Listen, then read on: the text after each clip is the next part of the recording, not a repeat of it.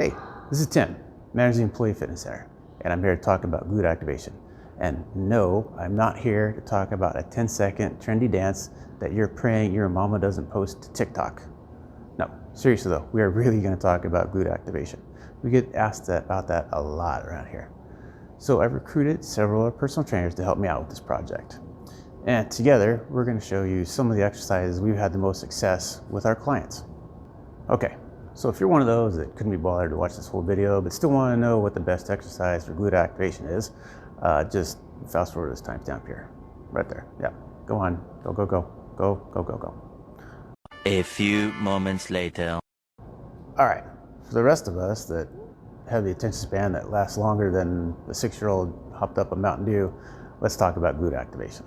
Okay, so when we're talking about glute activation and working the glutes in the gym, there are 3 motions we are talking about. The first is extension at the hip.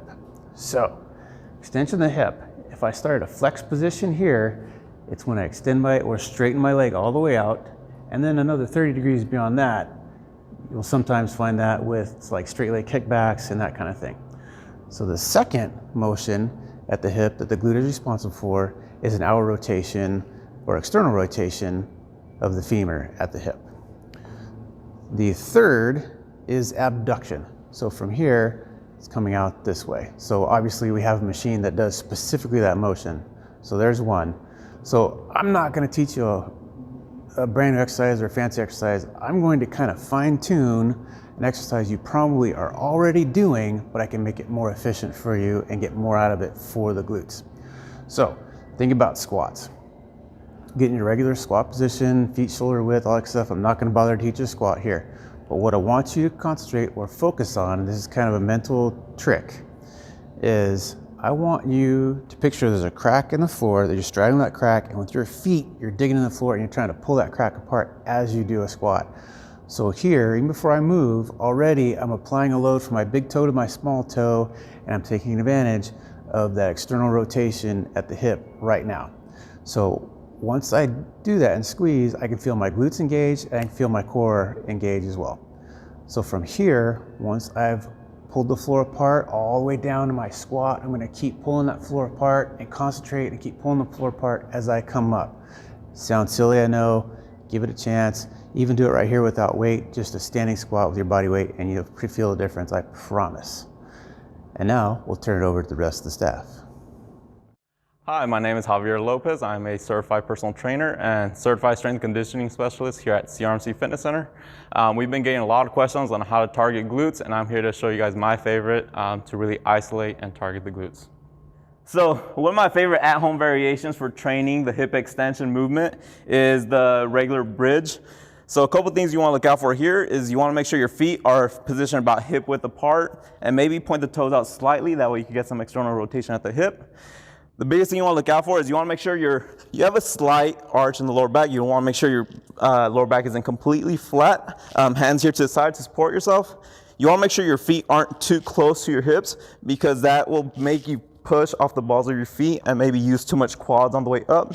If you go too far out, you'll be using too much hamstrings and you feel in the hamstrings. The biggest thing is you want to make sure the heels are directly underneath the knees at the very top and you feel the contraction of the glutes there. So you could go for about 10 to 12 reps. Just make sure you're really feeling the burn and the contraction in the glutes here. So if the bridge becomes too easy, a way you can intensify the exercise is to find a bench that's kind of around knee level when you stand up. This is a pretty good one. A lot of times at home you could use a sofa as well. The biggest thing is you want to make sure you're anchoring the bottom of your shoulder blades on the bench, and you could even support yourself with your elbows here. Same thing as with the bridge. You want to make sure the feet are directly underneath the knees and you really feel the glutes at the top of the movement. So I suggest you do 2 reps or so, and then that way you get a consistent foot placement every time. You could find a bit of a marker as far as where you want to set your heels, and then from here you could then do about 10 reps. The biggest, a couple of things you want to look out for is as you come down, you want to make sure your whole torso is coming down as one unit here. A lot of times people make the mistake of extending in the lower back here.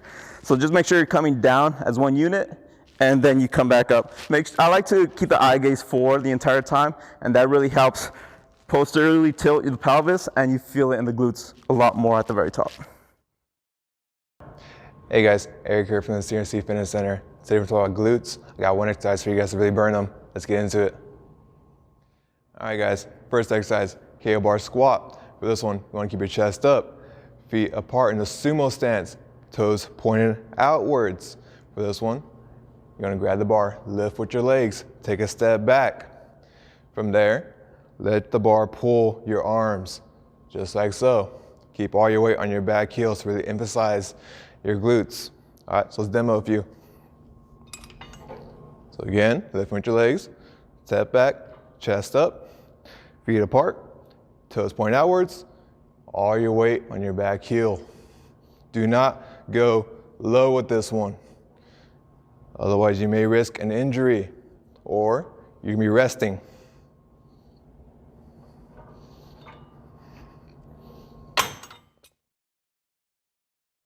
Hi, I'm Ronnie Smaldino. I'm one of the personal trainers here at Community Medical Center's Fitness Center. Today, I'm going to show you a deadlift, a staggered step deadlift. So I'm going to do a staggered deadlift using the cable machine. I'm going to stagger my feet, lift my back heel. I'm going to lead with my tush to the back wall with a flat back. Abs are pulled tight. Come down to the bottom, or what's comfortable for you. Pull up with your hamstring and your glute. Pull your chest back. And down. Tush goes back. My knee is soft. I'm going to pull with my hamstring and my glute. My right leg is just supporting me, keeping me stable. And pull. Hello everyone, this is Puva, one of the certified personal trainers here at your CMC's Fitness Center, and I'm here to show you a glute kickback crossover. How to perform a glute kickback crossover. So, starting position, we're going to be on all fours, hands underneath the shoulders. Say we start off with the leg feet. Let's relax our feet. Instead of flexing your calves, we want to nice and relax, so that's going to engage our glutes. We're going to keep our legs straight, raise up, and then cross. Up and down, up and cross. It's just this repeated motion. A couple things you want to keep in mind. As we raise up, we don't want our back arch, okay? That's not safe for that lower back and doesn't really maximize, engage your glute as much as you want it to. Also, too, you want to keep your hips squared. As you come up, we don't want to turn, okay? Keep those hips squared and up.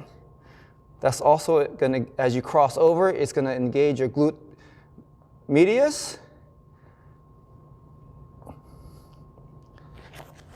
And that's how you perform a glute kickback crossover.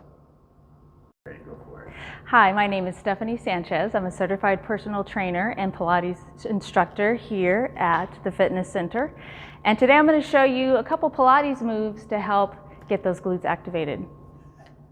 All right, first we got to get in proper alignment. So one good way to do that is to line your body up with the back of the mat. So your leg, your midsection, your shoulders all lined up to the mat. And you don't want to put all your body weight into your elbows. So go ahead and squeeze your abdominals, pull yourself up. And then from here, you want to extend your leg about hip distance with your foot flexed and just take it down and up. So I'm going to show you a little series. So from here, you do about 10 of these. And then you keep it about hip height.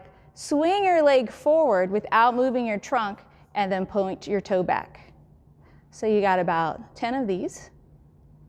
All right, then bring the leg back in line with your body, point your toe, give you some little circles forward. Now, it's the femur that's rotating in your hip socket here.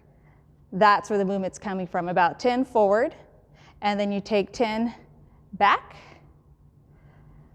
And if you still are feeling like you want a little bit more, you could bring that leg down, bring your knees up to kind of a seated position, and you got some clamshells here. So just keep your feet together, open your knees up, make sure you're still pulling up here, your abs are engaged, and if you need a little bit more, raise those heels. And then go ahead with abduction and adduction. Awesome, so that's guaranteed to get you feeling your hips up here, those glutes, and it'll be a good time. If you want a little bit more, you can always add an ankle weight to add a little resistance there, and you can also add a circle band to go around your legs. So I hope you enjoy that. Of course, don't forget to flip around and do the other side, and have a great day.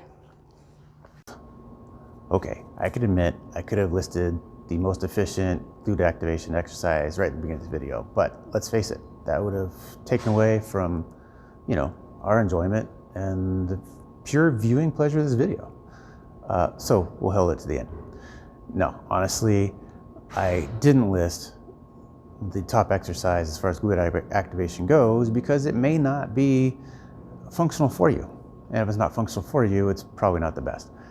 However, on this list, you will probably see a family of exercises that you're already using in your workout routine and actually are very functional for you and meet your goals.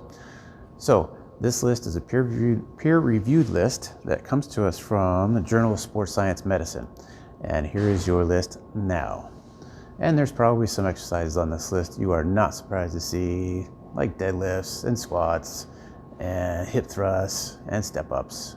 Plenty of variations for you if you're bored with those exercises in your routine, you're just not familiar with any variations. I hope that this has been very educational for you. Please like, subscribe, share, leave a comment, let us know how we're doing, and we will see you next time. Thanks again.